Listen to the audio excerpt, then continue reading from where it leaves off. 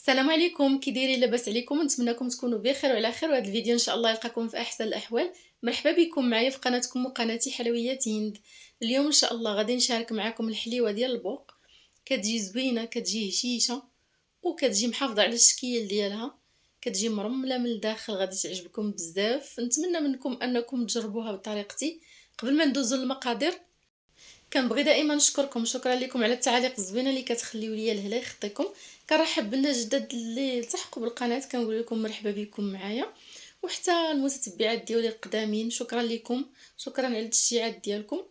وبلا ما نطول عليكم ندوزو مباشره للطريقه والمقادير. خليكم معايا وتابعوا الفيديو الاخير، راه غادي تعجبكم هاد الحليوه هادي. بالنسبه للمقادير اللي غادي نحتاجو في هاد الحليوه ديال البوق، عندي هنايا 800 غرام ديال الدقيق، تقدر تهز لكم حتى 700 غرام.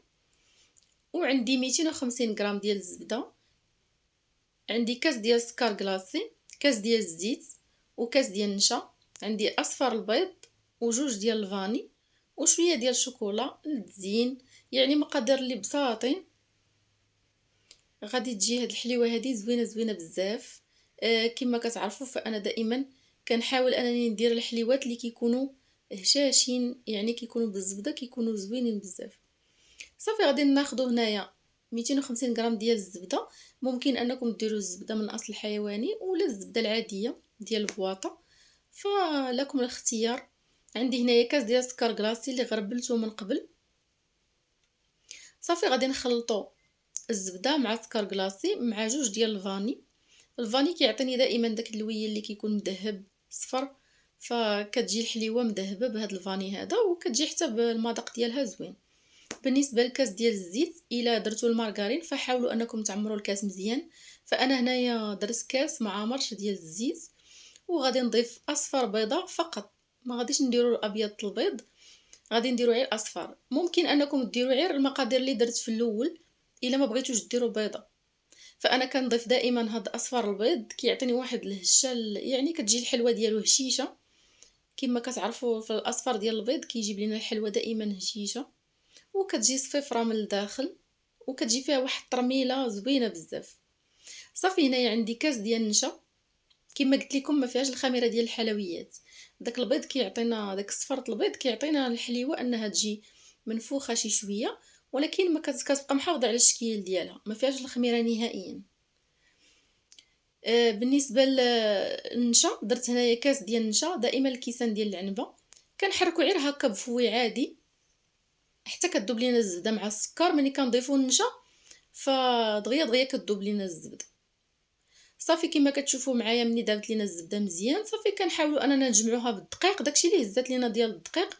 كما قلت لكم تقدر تهز لكم 700 غرام حتى 800 غرام ديال الدقيق، حسب الدقيق واش كيشرب ولا لا، حسب البيض واش كبير ولا لا. وحتى الزبده بعض المرات، حتى الزبده كتكون بعض المرات ناشفه، ولا الا كانت الزبده ميدمه فكتهز لينا الدقيق مزيان.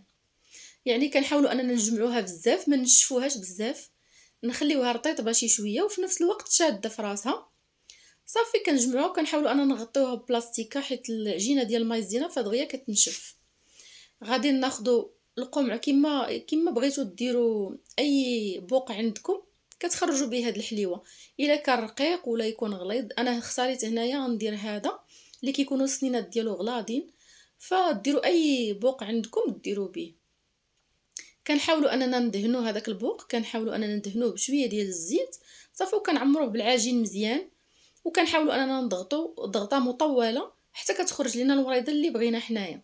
كما كتشوفوا معايا راه كنحاول انني ندير قدامكم، عاد كنحطهم في الطاوه. ما كيخسرش الشكل ديالهم نهائيا، كيبقاو شادين في راسهم، والوريضه كما درناها كتبقى. يعني بهاد المقادير هادو كتجي هاد الحليوه هادي زوينه بزاف، وكتبقى يعني ما كتنزل ما والو، كتبقى كيف درتوها ملي كتكون خضره كيف كطيب، يعني كما شكلناها كتبقى. صافي كما كتشوفوا معايا فانا كنحاول انني نوري غير البنات المبتدئات باش ملي كيبغيو يديروا هاد الوريضه هادي فكتخرج ليهم بكل سهوله بلا ما كيبقاو يديروا كيعاودوا عاود. كما كتشوفوا معايا كتخرج. نتوما على حسب الوريضه اللي عجباتكم كتكملوا عليها. صافي وكنديروا شويه ديال الحبيبات ديال الشكلاط كنزينوا بهم من الفوق.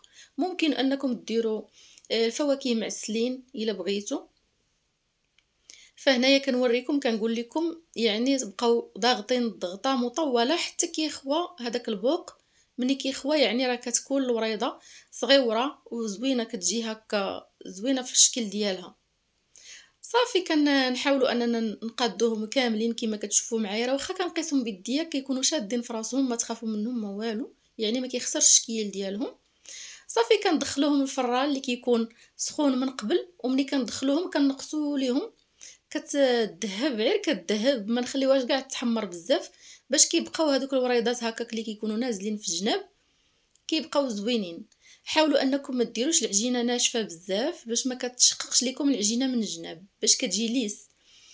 نتمنى اننا نكون قلت لكم جميع الاسرار باش تنجح معكم هاد الحليوه، واخا هي راه ساهله كلشي كيديرها وهذه، ولكن بهاد الطريقه هكا كتجي هشيشه بزاف وكتجي كما قلت لكم مرمله من الداخل، وكتجي كتذوب في الفم، يعني كتجي زوينه بزاف غادي تعجبكم وكتعجب حتى الوليدات بهاد الطريقه بحال هكا حيت فيها الشكلاط. فممكن انكم تعطيوها ليهم حتى ملي كيبغيو يمشيو للمدرسه فكتعجبهم بزاف، يعني كتجي زوينه كتعجب حتى الوليدات الصغار. وهذا هو الشكل النهائي ديالها كما قلت لكم، فهي كاع ما كتبغي تحمر بزاف دغيا دغيا كطيب، فغير كتشد في راسها وكتحمر من التحت. صافي كنخرجوها. الا بغيتوها محمره ممكن انكم تبقاو حاضينها حتى تحمر بزاف اللي بغيتو. المهم انا وريتكم غير الطريقه ديال العجينه ديالها باش كتجيكم محافظه على الشكل ديالها، ما كتنزل ما والو. كما قلت لكم كيف طبعتها كتبقى بحال هكاك، يعني كتجي زوينه بزاف. وهادشي اللي كاين البنات، نتمنى ان هاد الوصفه ديال اليوم تكون عجباتكم وتجربوها. بلا ما نطول عليكم كما العاده، الى عجبكم لا فيديو ديال اليوم ما تنساوش تبارطاجيوه مع الاهل ديالكم والاحباب باش كتعمل فائده وكتزيدوا تشجعوني ان شاء الله. نتلاقاو في فيديو جديد، بسلام عليكم.